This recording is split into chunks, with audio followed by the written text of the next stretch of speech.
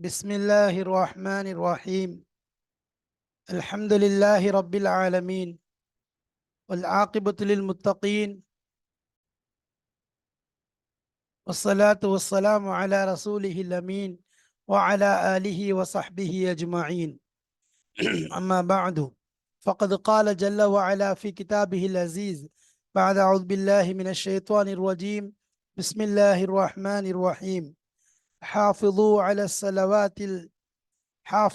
الصلوات والصلاة الوسطى وقوموا لله قانتين. صدق الله مولانا العظيم.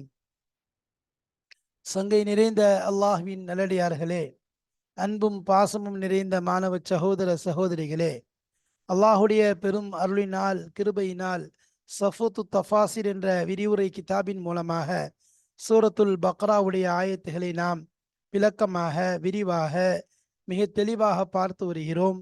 அதன் விளக்கத்தை மட்டும் அல்லாது அது சார்ந்த இலக்கியங்கள், இன்னும் அகராதி பொருட்கள், வசனங்களின் பயன்கள், இவ்வாறு பல விஷயங்களை இந்த தஃப்சீரின் மூலமாக நாம் தெளிவாக விளங்கி வருகிறோம். அல்ஹம்துலில்லாஹ். அந்த அடிப்படையிலே நாம் இதுவரைக்கும் 237 ஆயத்துகளை முடித்துவிட்டோம். இப்பொழுது இந்த பாடங்களில், இந்த வசனங்களில் 238 242வது ஆயத் வரைக்கும் உள்ள விஷயங்களைத்தான் பார்க்க இருக்கிறோம். கால் அல்லாஹு தாலா ஹாஃபிது அல ஸலவாத்தி வஸ்ஸலாத்தில் உஸ்தா என்று ஆரம்பமாகி இலா யுபய்யினுல்லாஹு லக்கும் ஆயாத்திஹி லஅல்லக்கும் தஅகிலூன் என்று முடியும் ஆயத் வரைக்கும், அதாவது 238வது ஆயத்தில் ஆரம்பம் செய்து 242வது ஆயத் வரைக்கும் உள்ள அந்த வசனங்களின் விளக்கங்களை, தெளிவைத்தான் இன்ஷா அல்லாஹ் நாம் இங்கு பார்க்க இருக்கிறோம். சரி, பாடத்தினுடைய அடிப்படையில் பார்த்தால் இது 353வது பாடமாக இருக்கிறது. 353 353வது பாடத்தை நாம் அடைந்திருக்கிறோம். இந்த பாடத்திற்கு நாம் கொடுத்திருக்கக்கூடிய தலைப்பு என்ன? இதில் பொதுவாக எதை பற்றி பார்க்க போகிறோம் என்றால், இது பாடங்களுடைய ஆரம்பமாக இருப்பதால் கிதாபுடைய ஆசிரியர் ஒவ்வொரு தலைப்புகளின் கீழும் உள்ள அந்த ஆயத்துகள், தோதுவான ஆயத்துகளை ஒரு வட்டத்தின் கீழ் கொண்டு வருவார்கள். அதற்கு கீழே அதனுடைய அகராதி பொருள், அடுத்ததாக அதனுடைய அந்த ஆயத்திற்கும் அதுக்கு முந்தைய ஆயத்திற்கும் உள்ள தொடர்பை முதலில் சொல்லுவார்கள். அதற்கு பிறகு அகராதி பொருளை சொல்லுவார்கள். அதற்கு பின்பாக அதனுடைய தஃப்சீர் மற்றும் இலக்கிய நயங்கள், வசனங்களின் பயன்கள், இவ்வாறாக பல விஷயங்களை கொண்டு வந்து நமக்கு விளக்குவது வழக்கம்.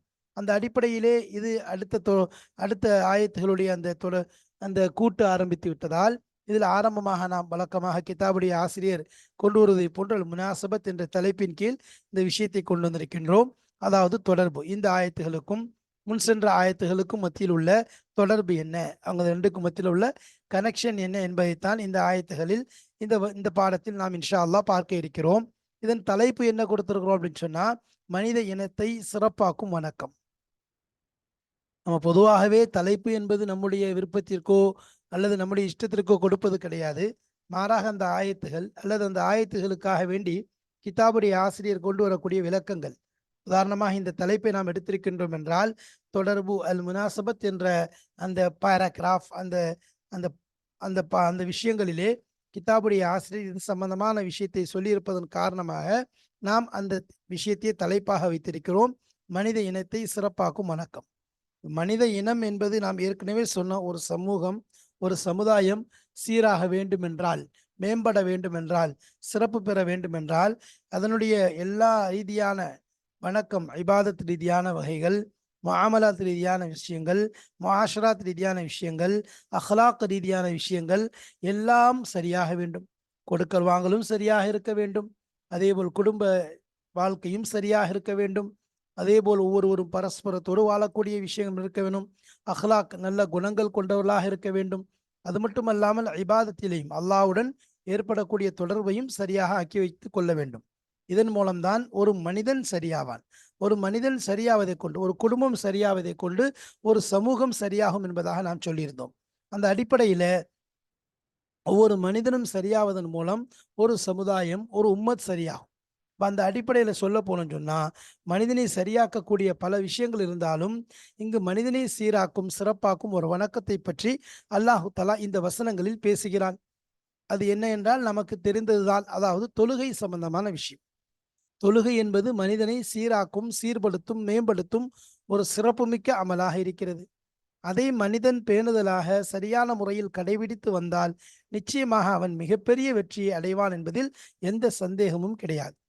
அந்த அடிப்படையில் பார்க்க போனோம்னு சொன்னா இந்த இடத்துல மனிதனுடைய வெற்றிக்கு மிக முக்கிய காரணம் அதுதான் தொழுகைக்கு அழைக்கப்படும் பொழுதே ஹையா அல சலா, ஹையா அல சலா, ஹையா அலல் ஃபலா, ஹையா அலல் ஃபலா, வெற்றியின் பக்கம் வாருங்கள், வெற்றியின் பக்கம் வாருங்கள். உதவி இஸ்தஈனு பிஸ்ஸப்ரி வஸ்ஸலா وإنها لكبيرة إلا على الخاشعين يا أيها الذين آمنوا استعينوا بالصبر والصلاة. தொழுகையை கொண்டு உதவி தேடச் சொல்லி அல்லாஹ் சொல்றான். தொழுகையை பாதுகாப்பாக தொழுகையை பேணுதலாக தொழுது வரக்கூடியவர்கள் வெற்றியாளர்கள் என்பதாக அல்லாஹ் சொல்றான். அது மட்டும் அல்லாமல் தொழுகையை பற்றி சொல்லும் போது அருவருக்கத்தக்க இன்ன சலாத்த தன்ஹா அனில் ஃபஹ்ஷாய், இன்ன சலாத்த தன்ஹா அனில் ஃபஹ்ஷாய் வல் முன்கர், தொழுகையாகிறது மானக்கேடான அருவருக்கத்தக்க விஷயங்களை எல்லாம் விட்டு ஒரு மனிதனை பாதுகாக்கிறது என்பதாக அல்லாஹு தஆலா சொல்கிறான். அதே போன்று எல்லா விதமான பிரச்சனைகள், சிக்கல்கள், பரேஷான், குழப்பங்கள் எல்லாவற்றிற்கும் ஒரே தீர்வு அல்லாஹு தஆலா தொழுகையில் வைத்திருக்கிறார். தொழுகையின் மூலமாக நாம் அதை தேடிக்கொள்ள முடியும். குறிப்பாக அதிலும் ஃபர்லான தொழுகை என்பது என் நிலையிலும் விடுவதற்கு அனுமதிக்கப்படாத ஒரு விஷயமாக இருக்கிறது. ஃபரதான தொழுகையை சீராக தொழ வேண்டும். அதே போல் அதை தொடர்ந்து வரக்கூடிய நஃபில்கள், சுன்னத்துகள் எல்லா தொழுகைகளும் பேணுதலோடு தொழுதும் என்றால் நிச்சயமாக அது நம்மை சரிப்படுத்தும் என்பதில் எந்த சந்தேகமும் கிடையாது. ஒரு மனிதர் பகல் வணக்கம் செய்கிறார், இரவெல்லாம் திருடுகிறார் என்பதாக நாயம் ஸல்லல்லாஹு அலைஹி வஸல்லம் அவர்களிடம் சொல்லப்பட்ட பொழுது நபி ஸல்லல்லாஹு அலைஹி வஸல்லம் அவர்கள் சொன்ன வார்த்தை என்ன? அவர் தொழக்கூடிய தொழுகை அவரை அந்த திருட்டிலிருந்து திருத்திவிடும் என்பதாக சொன்னார்கள். இப்போ நாம தொழுகக்கூடிய தொழுகை நம்முடைய கெட்ட செயல்கள், நம்முடைய பாவங்கள், குறிப்பாக அருவருக்கத்தக்க வெறுக்கத்தக்க பெரும் பெரும் பாவங்கள், பெரும் பெரும் விஷயங்களை விட்டு நம்மை அது பாதுகாக்க வேண்டும். அப்படிப்பட்ட தொழுகையாக நம்முடைய தொழுகையை நாம் அமைத்து கொள்ள வேண்டும். அப்ப அதை பற்றி தான் இங்கு பேசப்படுது. மனித இனத்தை சிறப்பாக்கும் வணக்கம், மனித இனத்தையே சீர் செய்யக்கூடிய ஒரு வணக்கம் என்று எடுத்துக்கொண்டால் தொழுகை. அந்த தொழுகையில் இஹ்லாஸோட தொழுக வேண்டும், பேணுதலோட தொழுக வேண்டும், பயபக்தியோடு தொழுக வேண்டும், உள் உடல் இரையச்சத்தோடு தொழ வேண்டும். இவ்வாறு பல நிபந்தனைகள் கொடுக்கப்பட்டிருக்கிறது, பல விஷயங்கள் கொடுக்கப்பட்டிருக்கிறது. அல்லாஹு தாலாவும் பல இடங்கள்ல தாயிமுன் என்பதாக சொல்லுவான், நிரந்தரமாக இருக்கக்கூடியவர். ஹாஃபிதுன் என்பதாக சொல்லுவான், அதை பாதுகாப்பாக தொழக்கூடியவர்கள் என்பதாக. அதே போல் சில இடங்கள்ல சொன்னா யுகீமூன ஸலாத்த யுத்து ஸகாத்த, தொழுகையை நிலைநாட்டக்கூடியவர்கள், ஜக்காத்தை கொடுக்கக்கூடியவர். அகாமு தௌராத் அகாமு ஸலாத்த வாத்து ஸகா, தொழுகையை நிலைநாட்டுபவர்கள், ஜக்காத்தை கொடுப்பவர்கள். இவ்வாறு அல்லாஹு தஆலா தொழுகை விஷயத்திலே பல விஷயங்களை மீண்டும் மீண்டும் பல இடங்களில் அல்லாஹு தஆலா எடுத்து சொல்வதை நாம் பார்க்கிறோம். ஏன்னா தொழுகை ஒரு மனிதனை சரியாக்கிறோம். அதனாலதான் தொழுகை என்பது அல்லாஹ்வோட சம்பந்தப்பட்ட ஒரு இபாதத்தாக இருக்கிறது. ஹதீஸ்ல வருது, அவ்வலுமா, முதலாக அடியான் மறுமையில கேட்கப்படக்கூடிய கேள்வி ஒன்று இபாதத் சம்பந்தமானது, மற்றொன்று முஆமலாத் முஆஷராத், கொடுக்கல் வாங்கல், மனிதனோட நடைமுறை பழக்க வழக்கங்கள் சம்பந்தமாக கேட்கப்படும். அதுல கேட்கப்படுறது என்ன, இதுல கேட்கப்படுவது என்ன? இதுல கேட்கப்படுவதை பற்றி சொல்லும்போது நாயகம் ஸல்லல்லாஹு அலைஹி வஸல்லம் சொன்னாங்க, அஸ்ஸலா, முதலாவது தொழுகையை பற்றித்தான் அவருக்கு கேட்கப்படும். தொழுகை சரியாகிவிட்டால் எல்லா விஷயங்களும் சரியாகிவிடும். தொழுகையில் அவருக்கு குறைவு ஏற்பட்டு விட்டால் மற்ற எல்லா விஷயங்களும் அவர் பிடிக்கப்படுவார். அப்போ தொழுகை என்பது மிக உன்னதமான உயர்ந்த இபாதத்தாக இருக்கிறது. அதை பேணுதலாக சொல்லப்பட்ட முறைப்படி தொழுதால் அது நம்மை சீராக்கும், சிறப்பாக்கும், ஏன் ஒரு மனித இனத்தையே சரியாக்கும் ஒரு இபாதத்தாக இருக்கிறது. எந்த அளவிற்கென்றால் எல்லா விதமான செயல்பாடுகளும் சரியாவதற்கு நம்முடைய உறுப்புகள், உள்ளங்கள், நம்முடைய செயல்கள், நம்முடைய நாட்டங்கள், நம்முடைய எண்ணங்கள், ஏன்னா தொழுகையில நியத்து இருக்குது, தொழுகையில உறுப்புகளை பேணுதலாக வைக்க வேண்டிய நிலை இருக்குது, தொழுகையில வாயை சரியான முறை நல்ல விஷயங்களை ஓத வேண்டிய விஷயங்கள் இருக்குது, கெட்ட விஷயங்கள் ஒரு வார்த்தை கூட பேசிடக்கூடாது, வேற எதுவுமே பேசக்கூடாது என்பதாக இருக்குது. அப்புறம் கை கால்களை அசைக்காமல் ஆடாமல் இருக்க வேண்டும், அப்புறம் விரல்களை எங்கு வைக்க வேண்டும், எவ்வாறு பிடிக்க வேண்டும், சஜிதாவில் ஒவ்வொரு உறுப்பையும் இப்படி ஒவ்வொன்றும் தர்த்தீபான முறையிலே தொழுகையிலே உள்ளத்தையும் உடலையும் மற்றும் நம்முடைய உறுப்புகளையும் சரியாக்குவதற்காக வேண்டி கொடுக்கப்பட்ட ஒரு வணக்கம் தொழுகை. எனவே அதை பற்றி நாம் இங்கு சொல்லப்படுகிறது, அது சம்பந்தமான விஷயங்கள் இங்கு பேசப்படுகிறது. வாருங்கள் கிதாபிற்குள் செல்வோம், அந்த விளக்கங்களை காண்போம் இன்ஷா அல்லாஹ். வாருங்கள். பிஸ்மில்லாஹிர் ரஹ்மானிர் ரஹீம். قال الله تعالى, அல்லாஹு தஆலா சொல்கிறான், ஹாஃபிது அல ஸலவாத், தொழுகைகளை பாதுகாத்து வாருங்கள். தொழுகைகளில் பேணுதலாக நிலையாக அதில் பாதுகாத்து வாருங்கள். ஹாஃபிது அல ஸலவாத், தொழுகையை பேணுதலாக தொழுது வாருங்கள் என்பதாக அர்த்தம். வஸ்ஸலாத்தில் உஸ்தா, இன்னும் நடுத்தொழுகையையும் பேணுதலாக தொழுங்கள் என்று ஆரம்பிக்கக்கூடிய ஆயத்து வக்கூமு லில்லாஹி கானித்தின் என்பதாக அதனுடைய முடிவில் வரக்கூடிய அந்த ஆயத்தை ஓதி காண்பிக்கப்படுகிறது. அந்த ஆயத்தை என்ன செய்யப்படுது, இங்கே கொண்டு வரப்படுகிறது. அந்த ஆயத்தை கொண்டு தான் ஆரம்பமாகுது. இந்த ஆயத்தை கொண்டு தான் என்ன செய்யுது, இந்த ஆயத்து ஆரம்பமாகுது. அப்போ அனைத்து தொழுகையிலும் தவறாமல் பேணி தொழுது கொள்ளுங்கள். குறிப்பாக நடுத்தொழுகையை என்ன செய்யுங்க, ஒழுங்கான முறையில் தொழுங்க என்பதாக அல்லாஹ் சொல்றோம். சரி, அப்போ இந்த இடத்துல அல் முனாசபத், முதலாவது எதை பார்க்க போகிறோம், அல் முனாசபத், தோது, அதாவது இந்த ஆயத்துகளுக்கும் சென்ற ஆயத்துகளுக்கும் மத்தியில் உள்ள பொருத்தங்களைத்தான் இங்கு பார்க்க போகிறோம். அது சம்பந்தமாகத்தான் இங்கு பேசப்பட போகிறது. சரி, வாருங்கள். பிஸ்மில்லாஹிர் ரஹ்மானிர் ரஹீம். தவஸ்ஸதத் ஆயாத்துல் முஹாஃபலதி அல ஸலாத்தி خلال الآيات الكريمة المتعلقة بأحكام الأسرة وعلاقات الزوجين عند الطلاق أو الافتراق وذلك لحكمة بالغة وذلك لحكمة بليغة என்பதாக சொல்லலாம். சரி, தவசத்தத்னா நடுவில் கொண்டு வந்திருக்கிறான். தவசத்தத் வந்துள்ளதுன்னு அர்த்தம், நடுவில் வந்திருக்கிறது. மேலே ஒன்று கீழே ஒன்று நடுவில். உம்மத்தம் வசத்தன் என்பதாக வருது, இங்கே வந்து உஸ்தா என்பதாக வருது. அப்போ தவசத்தத் அப்படின்னு நடுவிலே வந்திருக்கிறது. மேலே ஒரு சில விஷயங்கள் சென்றிருக்கிறது, கீழே ஒரு சில விஷயங்கள் வந்து கொண்டிருக்கிறது. அதற்கு நடுவில் இடையிலே வந்திருக்கிறது ஆயாத்துல் முஹாஃபலா, அதாவது பேணுதலாக இருக்கக்கூடிய ஆயத்துகள். அல ஸலாத்தி, தொழுகையின் மீது பாதுகாத்து வரக்கூடிய, தொழுகையிலே பேணுதலாக இருப்பது சம்பந்தமான ஆயாத்துகள் இங்கு நடுவிலே வந்திருக்கிறது. ஹிலாலல் ஆயாத்தி, ஹிலாலல் ஆயாத்தின ஆயத்துகளுக்கு மத்தியில. அல்லாஹு தாலா இந்த தொழுகையில நிலையாக இருப்பது, தொழுகையை பேணுதலாக தொழுது வருவது சம்பந்தமான ஆயத்தை, அந்த ஆயத்தானது நடுவிலே வருகிறது. ஹிலாலல் ஆயாத்தில் கரிமதி, சங்கையான ஆயத்துகளுக்கு மத்தியில். அல் முத்தஅல்லிகதி பி அஹ்காமில் உஸ்ரதி, குடும்ப சட்டங்கள் சம்பந்தமான, குடும்ப சட்டங்கள் தொடர்பான சங்கைக்குரிய ஆயத்துகளுக்கும். இலாகாத்து ஜௌஜைனி இந்த தலாக்கி, தலாக்கு நேரத்தில், தலாக் விடப்படக்கூடிய நேரத்தில் ஜௌஜைன் கணவன் மனைவிக்கு மத்தியில் உள்ள அந்த தொடர்புகள், இன்னும் அவில் இஃப்திலாக் அல்லது பிரிவுகள், பிரியக்கூடிய நேரத்தில் கணவன் மனைவிக்கு மத்தியில் உள்ள அந்த தொடர்புகள் எவ்வாறு இருக்க வேண்டும், எவ்வாறு இருக்க வேண்டும் என்று அந்த அந்த அந்த அந்த மாதிரி அப்படிப்பட்ட விஷயங்கள், அதாவது பிரிவு இன்னும் தலாக்குடைய நேரத்தில் கணவன் மனைவியுடைய தொடர்பும், இன்னும் குடும்ப சட்டங்களுடைய தொடர்பான ஆயத்துகள், இதற்கு மத்தியிலே அல்லாஹு தாலா தொழுகையுடைய தொழுகையிலே நிலைத்திருப்பது சம்பந்தமாக, தொழுகையை பேணுதலாக தொழுது சம்பந்தமான ஆயத், தொழுகை பேணுதலாக தொழுது சம்பந்தமான ஆயத்து வருகிறது. வதாலிக்க, நிச்சயமாக இதுவாகிறது, ல ஹிக்மத்துன் பலீகத்துன், ஒரு உயர்ந்த ஹிக்மத் நிறைந்த, நுணுக்கம் நிறைந்ததாக இருக்கிறது.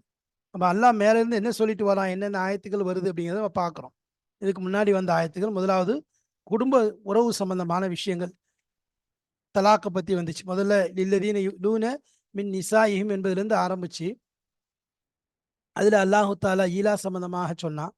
அது உறவுகள் சம்பந்தமான விஷயங்கள் தான், அது பிரிவு. அது மாதிரி அடுத்ததாக அல்லாஹு தாலா தலாக் சம்பந்தமான விஷயங்களை சொல்லும்போது, தலாக்கில் வந்து என்ன செய்யணும், எவ்வளோ நாள் அவங்க எதால இருக்கணும் அப்படிங்கிற விஷயத்த சொன்னால், அடுத்து தலாக்குடைய முறை, தலாக்கு மர்ரத்தான் ஃபைம்சாக்கும் மஅரூஃபின் அவ் தஸ்ரீஹும் பி இஹ்சான் என்று தலாக்குடைய முறையை பற்றி சொன்னான். அப்போ அதே மாதிரி தலாக்குடைய நேரத்தில் எப்படி இருக்கணும், கணவனுடைய நிலை எப்படி, அதை மீட்டக்கூடிய நிலை, ரஜையான தலாக்குடைய விஷயங்கள் என்ன என்பதை பற்றி, அந்த தலாக் சம்பந்தமான சட்டங்கள், இந்த குடும்ப உறவு சம்பந்தமான சட்டங்களை பற்றி எல்லாம் பேசி வந்தான். அதே போல் தலாக் விட்டுட்டோன்னு சொல்லி சொன்னால், ஒரு தலாக் ரெண்டு தலாக் விட்டுட்டா திரும்ப மீட்டிக் கொள்ளலாம். ஃபைன் தல்லகஹா ஃபலா தஹில்லு லஹு மின் பஅது ஹத்தா தன்கிஹ ஜௌஜன் கைரா. அப்போ 3 தலாக் விட்டுட்டா அதுக்கப்புறம் அவங்களுக்கு ஹலால் என்பதே கிடையாது. அடுத்த ஒரு கல்யாணம் பண்ணிட்டு அது அவங்களோட ஜிமா செஞ்சுட்டு அடுத்து அவர் தலாக் விட்டவனை தான் திருமணம் செய்ய முடியும் என்ற அந்த சட்டங்களை பற்றி தெளிவாக சொன்னான். அடுத்து தலாக் விட்டால் அந்த பெண்கள் அவங்களுடைய அந்த இதாவுடைய காலத்தை அடைந்து விட்டால் ஃபாம்சிக்கு ஹுன்ன பி மாரூஃப், அந்த நெருக்கத்தில் நீங்கள் அவங்களை இதால மீட்டிக் கொள்ளுங்க அல்லது அவர்களை நல்ல முறையில் அனுப்பிச்சி வச்சிருங்க. மாறாக அவங்கள்ட்ட இடையூறு செய்யணும் என்பதற்காக வேண்டி மீட்டாதீங்க. அது உங்களுக்கு பெரிய ஒரு அநியாயமான விஷயமா இருக்குது. அல்லாஹ் தஆலாவுடைய அத்தாட்சிகளை வீணாகவோ விளையாட்டாகவோ ஆக்கிக் கொள்ளாதீங்க. அவன் உங்களுக்கு வேதத்தை இறக்கி உங்களுக்கு எல்லா ஹிக்மத்தையும் சொல்லித்தந்து உபதேசம் செய்கிறான். ஏன்னா அதை நீங்கள் நினைச்சு பாருங்க, அந்த நியாமத்தை அல்லாஹ் பயந்துக்குங்கன்னு சொன்னான். அடுத்து அதே மாதிரி தலாக் விட்டுட்டா பெண்களை, நீங்கள் தலாக் விட்டுட்டா அவங்க தங்களுடைய அந்த அஜல் அவருடைய இதாவுடைய காலம் முடிஞ்சிச்சுன்னு சொன்னால் அவர்கள் வேற ஒரு கணவனை திருமணம் செய்வதை வழிமாறலாகிய பொறுப்புதாரர்களாக நீங்கள் அதை தடுக்காதீர்கள். நீங்கள் அதை தடுக்காதீங்க. அவங்க 2 பேரும் பொருந்திக்கிட்டாங்க, இல்லை அதே கணவனை திருமணம் செய்ய வேண்டும் என்று திரும்ப நாடினால் அதற்கு நீங்கள் தடையாக இருக்காதீர்கள். இதுவும் அல்லாஹு தாலா உங்களுக்கு செய்யக்கூடிய ஒரு உபதேசம் என்று அந்த விஷயத்தை பற்றி தெளிவாக சொன்னான். அதாவது உறவுகளை ஒட்டுறது, விலகிறது, பிரிகிறது, சேர்றது, இது சம்பந்தமான விஷயங்களை எல்லாம் எல்லாம் வரிசையாக சொல்லிட்டு, அதோட அடுத்து அந்த மாதிரி இறந்து போனவருடைய கணவர் ஒரு கணவர் இறந்து விட்டார் என்றால் அந்த மனைவி 4 மாதம் 10 நாள் இத்தா இருக்க வேண்டும் என்ற விஷயங்களை அல்லாஹு தாலா தெளிவாக சொல்லிவிட்டு, அடுத்து இத்தா முடிந்ததற்கு பிறகு அந்த பெண்மணி திருமணம் செய்யவோ அல்லது தன்னை அலங்கரித்துக் கொள்ளவோ அல்லது அடுத்த திருமணத்திற்காக தன்னை தயார்படுத்திக் கொள்ளவோ நினைத்தால் எதுவும் தடை செய்யாதீங்கன்னு சொல்லிட்டு, அந்த பெண்மணி இத்தாவில் இருக்கும் பொழுது நீங்கள் சாடைமாடையாக உங்களுடைய திருமண விஷயத்தை சொல்லிக் கொள்ளலாமே ஒழிய பகிரங்கமாக வெளிப்படையான வார்த்தைகளின் மூலமாக சொல்லாதீர்கள் என்று சொல்லிவிட்டு, அதே போல் நீங்கள் அவர்களிடம் நிக்காவுடைய ஒப்பந்தத்தையும் அவள் இத்தாவில் இருக்கும்போது செய்து விடாதீர்கள் என்பதாக சொல்லி அல்லாஹ்வுடைய விஷயத்தில் நீங்கள் அஞ்சு கொள்ளுங்கள். அல்லாஹ் ஒவ்வொரு விஷயத்தையும் பார்த்துட்டு இருக்கான், அவன் மன்னிக்கக்கூடியவன் தான், இருந்தாலும் நீங்கள் அதை சரி செய்து கொள்ளுங்கள் என்று சொல்லிட்டு, அடுத்து மகளுடைய விஷயம் சொல்லும்போது நீங்கள் ஒரு பெண்ணை திருமணம் செஞ்சுட்டீங்க, அவர்களோடு ஜிமா செய்வதற்கு முன்னால் அவர்களை நீங்கள் தலாக் விட்டு விட்டீர்கள். ஆனால் ஃபர்லா அதாவது ஏதாவது மகரை நீங்கள் நிர்ணயிக்கவில்லை என்றால் அவங்களுக்கு என்னது, ஒவ்வொருத்தரும் தன்னுடைய சக்திக்கு ஏற்ப அவங்களுக்கு ஏதாவது கொடுங்க என்று அந்த தொடர்பு சம்பந்தமாக கணவன் மனைவி சம்பந்தமாக தொடர்பு விஷயமா சொன்னால் மத்தா ஏதாவது கொடுங்க, அது அவங்கவுங்க சக்திக்கு ஏற்ப என்பதாக சொன்னான். சரி, அதே நேரத்தில் நீங்கள் திருமணம் செஞ்சிட்டீங்க, தலாக் விட்டுட்டீங்க, ஆனால் அவருடைய ஜிமா நடக்கலைன்னு சொன்னால், ஆனால் ஃபரது நீங்கள் ஏதாவது மகளுடைய விஷயத்தை நிர்ணயிச்சிருந்தீங்கன்னு சொன்னால் நீங்கள் என்ன செய்ய முடிஞ்சால் அதில் பாதியை கொடுத்துருங்க, அதில் பாதியை நீங்கள் கொடுத்துருங்க. அவங்க மன்னிச்சிட்டாங்க அல்லது அவங்களுடைய குடும்பத்தார் மன்னிச்சிட்டாங்கன்னா அவங்கள விட்டுருங்க. அப்போ ஜிமா செய்யலை ஆனால் தலாக் விட்டுட்டாரு, மகர் நிர்ணயிச்சாருன்னா பாதி மகரை கொடுக்கணும். சரி, இல்லை அவங்க மன்னிச்சிட்டாங்கன்னா பிரச்சனை இல்லை, உங்களுக்கு எந்தவித இதுவும் கிடையாது, மன்னிப்பு தான் சிறந்தது என்பது விஷயத்தை எல்லாம் சொல்லிட்டு, கணவன் மனைவி விஷயத்தை எல்லாம் சொல்லிட்டு, அடுத்து இந்த தொழுகையுடைய சம்பந்தமான விஷயத்தை பற்றி அல்லாஹ் பேசுகிறான். அப்போ இதில் ஹிக்மத்துன் பலீகத்துன், ஒரு உயர்தரமான ஒரு நுணுக்கம் இருக்கிறது என்பதை இதில் தெரியப்படுத்து. சரி, வஹிய அது என்ன? அல்லாஹ் தஆலா நிச்சயமா அல்லாஹு தஆலா லம்மா அமர பில் அஃப்வி வத் தஸாமுஹி, அல்லாஹு தஆலா மன்னிக்கக்கூடிய விஷயத்தை கொண்டு ஏவிய பொழுது, வத் தஸாமுஹி இன்னும் விட்டு கொடுப்பது, என்ன பரஸ்பரத்தோடு செல்வது விட்டு கொடுப்பது சம்பந்தமான விஷயத்தை சொன்னபோது, வ அதமின் நிஸ்யானி அல் ஃபதுல பாத தலாக்கி, தலாக்கிற்கு பிறகு வாழ்க்கையில் நடந்த உபகாரங்கள், அந்த கொடுப்பினைகள், இதை நீங்கள் மறந்துவிடக் கூடாது என்ற விஷயத்தையும் ஏவிய பொழுது, பையன பாத தாலிக்க அம்ர சலாத்தி, அதற்கு பிறகு அல்லாஹு தஆலா ஏவுகிறான் தொழுகையுடைய தொழுகையுடைய கட்டளையை ஏவுகிறான். இந்த விஷயங்கள் எல்லாம் முடிச்சாச்சு. மன்னிப்பு சம்பந்தமான விஷயம், விட்டு கொடுப்பது சம்பந்தமான விஷயம், அதே மாதிரி இஹ்சான் உபகாரத்தை மறக்கக்கூடாது என்ற விஷயங்களை எல்லாம் சொன்னதுக்கு பிறகு, தொழுகையுடைய விஷயத்துக்கு பிறகு அல்லாஹ் என்ன செய்யறான், தலாக்குடைய விஷயத்தை, தலாக்குக்கு பிறகு அந்த இஹ்சான் உபகாரங்களை மறந்துவிடக்கூடாது என்றெல்லாம் சொல்லிட்டு தொழுகையுடைய அந்த கட்டளையை அல்லாஹ் தஆலா நிறைவேற்ற வேண்டும் என்ற விஷயத்தை விளக்குகிறான். இப்போ ஏன் அப்படின்னு சொன்னால் அன்னஹா என்றால் தொழுகையாகிறது அலமு வசீலத்தின், ஒரு மிக உயர்ந்த ஒரு சிறந்த ஒரு தொடர்பு, ஒரு ராபிதா, ஒரு கனெக்ஷனாக இருக்கிறது. இலா நிஸ்யானி ஹுமூமி துன்யா, உலகத்துடைய கவலைகளை மறக்க செய்யக்கூடிய ஒரு உயர்ந்த ஒரு தொடர்பு கனெக்ஷனாக இருக்கிறது. அக்தாரிஹா இன்னும் அதனுடைய அழுக்குகளை, அதனுடைய கசடுகளை நாம் மறக்கடிக்கக்கூடிய ஒரு மிகப்பெரிய ஒரு தொடர்பு சாதனமாக தொழுகை இருக்கிறது. வலிஹாதா இதனால்தான் கான ஸல்லல்லாஹு அலைஹி வஸல்லம், ரசூலுல்லாஹி ஸல்லல்லாஹு அலைஹி வஸல்லம் அவர்கள் இதா ஹஸபஹு ஏதாவது ஒரு விஷயம், ஹம்முன் ஏதாவது ஒரு கவலை அவர்களுக்கு ஏற்பட்டு விட்டால், ஃபஸஅ இல ஸலா தொழுகையின் பக்கம் விரைந்து செல்வார்கள். ஏதாவது ஒரு பிரச்சனை, ஏதாவது ஒரு கவலை, ஏதாவது ஒரு சங்கடம் அவர்களுக்கு ஏற்பட்டு விட்டால் தொழுகையின் பக்கம் அவர்கள் விரைந்து செல்வார்கள். ஃபத்தலாக்கு தொழுகை, அதாவது தலாக் என்பது, தலாக்குடைய விஷயம், இவல்லிது ஷுஹ்னா யுவல்லிது ஷஹ்னா வல் பக்லா. அப்போ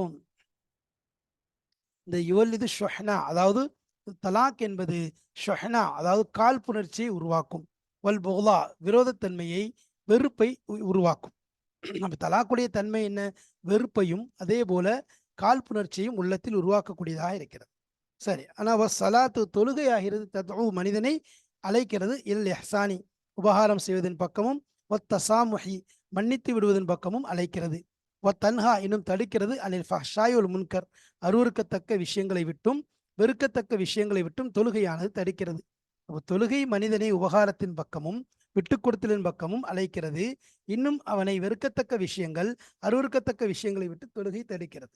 தலாக் என்பது அதாவது தலாக்குடைய நிலை என்ன? தலாக்குடைய குணம் என்ன அப்படின்னு சொன்னா, அது காழ்ப்புணர்ச்சி, வஞ்சகத்தை உள்ளத்திலே கொண்டு வருகிறது. அது கொண்டு வர்றதுனால தொழுகை என்பது அதற்கு நேர் எதிராக அதையெல்லாம் அழித்து விட்டு நல்ல பழக்கங்களையும் நல்ல குணங்களையும் கொண்டு வரும். அருவருக்கத்த விஷயங்களையும் வெறுக்கத்தக்க அந்த விஷயங்களையும் விட்டு நீக்கிவிடும். அப்ப அதனால வதாலிக்க அஃதலு தரீகின், அஃதலு தரீகினா இது மிகச்சிறந்த ஒரு பாதையாக இருக்கிறது. லி தர்பியத்தின் நஃப்ஸில் இன்சானியா மனிதனுடைய நஃப்ஸிற்கு தர்பியத் கொடுப்பதற்கு, மனிதனுடைய ஆன்மாவிற்கு ஒரு தர்பியத்தை ஒரு ஒரு ஒரு ஒரு தர்பியத் கொடுப்பதற்கு ஒரு பாதையில் மிகச் சிறந்ததாக இருக்கிறது. தர்பியத் கொடுக்கிறதுல மிக உயர்ந்த பாதையாக இந்த பாதை இருக்கிறது. அப்ப இந்த இடத்துல சொல்லப்படக்கூடிய விஷயங்களை நம்ம பார்க்கிறோம். இந்த ஆயத்தை அல்லாஹ் இடையில கொண்டு வந்து மேல குடும்ப சம்பந்தமான விஷயங்களையும் தலாக் சம்பந்தமான விஷயங்களையும் தெளிவாக சொல்லிவிட்டு அதில் எவ்வாறு நடந்து கொள்ள வேண்டும் என்பதையும் அதில் உபகாரத்தோடு எப்படி செல்ல வேண்டும் என்பதையும் அதே போன்ற அந்த விஷயங்களை நீங்கள் வந்து உங்களுக்கு மத்தியில் வாழ்க்கையில் நடந்த அந்த ஸ்வீட் ட்ரீம்ஸ் சொல்லக்கூடிய இனிமையான அந்த விஷயங்களை மறந்துவிடக்கூடாது, உபகாரங்களை மறந்துவிடக்கூடாது, உங்களுக்கு மத்தியில் நடந்த அந்த இனிமையான விஷயங்களை மறந்துவிடக்கூடாது. அதே போல் அதை ஞாபகப்படுத்தி கொண்டிருக்க வேண்டும், அதை மனசில் வச்சிருக்கணும் என்று சொல்லிட்டு அப்போ அதெல்லாம் வந்து செய்யணும் தலாக்குடைய நேரத்தில். அப்போ அந்த நேரத்தில் சொன்னதுக்கு பிறகு அப்போ தொழுகையை கொண்டு ஏவலான்னு சொன்னால், தொழுகை மனிதனை மன்னித்து மன்னித்து விடுவது, ஒருத்தருக்கு ஒருத்தர் விட்டு கொடுப்பது, அதாவது உபகாரங்களை மறக்காமல் இருப்பதன் பக்கம் ஏவக்கூடிய ஒரு காரியம் தான் தொழுகை. அப்போ அதனால தொழுகை கொண்டெல்லாம் ஏவுறான். ஏன் அப்படின்னு சொன்னால், தொழுகை என்பது உலகத்துடைய கவலையை மறக்கடிக்க செஞ்சிடும், உலகத்துடைய அழுக்குகளை மனசுலேருந்து நீக்கிடும். அப்போ அதனால தான் நபி ஸல்லல்லாஹு அலைஹி வஸல்லம் ஏதாவது கவலை, துக்கம், சோகம் ஏற்படும் போது தொழுகையின் பக்கம் செல்வார்கள் என்பதாக வருகிறது. தலாக்குடைய குணம் என்னன்னு சொன்னா, கெட்ட விஷயங்களை, அருவருக்கத்தக்க காழ்ப்புணர்ச்சி கொண்ட விரோத போக்கு, அதே மாதிரி கொடிய குணம் அதாவது கோபப்போக்கு இதைத்தான் மனதில் ஏற்படுத்தும். தொழுகையாகிறது உபகாரம், மன்னிக்கக்கூடிய தன்மைகளை ஏற்படுத்தும். அது மட்டுமல்லாமல் வெறுக்கத்தக்க விஷயங்கள், இன்னும் அருவருக்கத்தக்க விஷயங்களை விட்டு தடுத்துவிடும். அதனாலதான் மனிதனுடைய தர்பியத்துக்கு இது ஒரு சிறந்த பாதை என்பதை அல்லாஹ் எடுத்துரைக்கிறான். இதுதான் இந்த ஆயத்துகளுக்கு மத்தியில் உள்ள அல் முனாசபத் தொடர்பாக இருக்கிறது. அப்ப இதன் மூலம் அல்லாஹு தஆலா இந்த தொழுகையை நீங்கள் பேணுதலாக தொழுகுங்கள் என்று ஆரம்பத்திலேயே அந்த ஆயத்தை கொண்டு வந்து இதுவரை நடந்த எல்லா விஷயங்களில் பிரச்சனைகள், கஷ்டங்கள், சிரமங்கள், சோகங்கள், மனிதனுடைய மனதில் ஏற்பட்ட கவலைகள் அதற்கெல்லாம் குணமளிக்கக்கூடிய விஷயம் தொழுகை என்று அல்லாஹ் சொல்லிட்டு, அதே மாதிரி இனி வரக்கூடிய விஷயங்கள் உங்களுக்கு திருப்தி இருக்கணும், நிம்மதி இருக்கணும்னு சொன்னா தொழுகையை நீங்கள் என்ன செய்யுங்க, கடைபிடிங்க. அப்போ நடுவில் கொண்டு வந்து மேலே உள்ளதை நீக்கிறதுக்கும் தொழுகை தான், கீழே உள்ள விஷயங்களை உங்களுக்கு குழப்பம் இல்லாமல் ஒவ்வொரு விஷயத்தையும் வாழ்க்கையில் நல்ல நடப்பதற்கும் ஒரு உங்களுக்கு காரண கருத்தாவாக, ஒரு வசீலாவாக, அற்புதமான ஒரு கருவியாக இருப்பது தொழுகை என்பதை அல்லாஹு தாலா உணர்த்தி காட்டுகிறான். எனவே இதன் மூலம் நாம் தெரிந்து கொள்வது, அல்லாஹு தாலா தொழுகையினுடைய முக்கியத்துவத்தை எடுத்து கூறி தொழுகையின் மூலம் எல்லா விதமான பிரச்சனைகளுக்கும் தீர்வு காண முடியும் என்ற விஷயத்தையும் நமக்கு எடுத்து சொல்லுகிறான். அல்லாஹு தஆலா அப்படிப்பட்ட தொழுகையாக உயர்தரமான இபாதத்தாக அந்த தொழுகையை நாம் உணர்ந்து உள்ளத்தாலும் இறையச்சத்தோடும் தொழுது அல்லாஹ்வுடைய கபூலியத்தை, அவனுடைய பொருத்தத்தை பெறக்கூடிய நன்மக்களாக அல்லாஹு தஆலா ஆக்கி அருள் புரிவானாக. ஆகிரு தாவானா அனில் அல்ஹம்துலில்லாஹி ரப்பில் ஆலமீன். அஸ்ஸலாமு அலைக்கும் வரஹ்மத்துல்லாஹி வபரகாத்துஹு.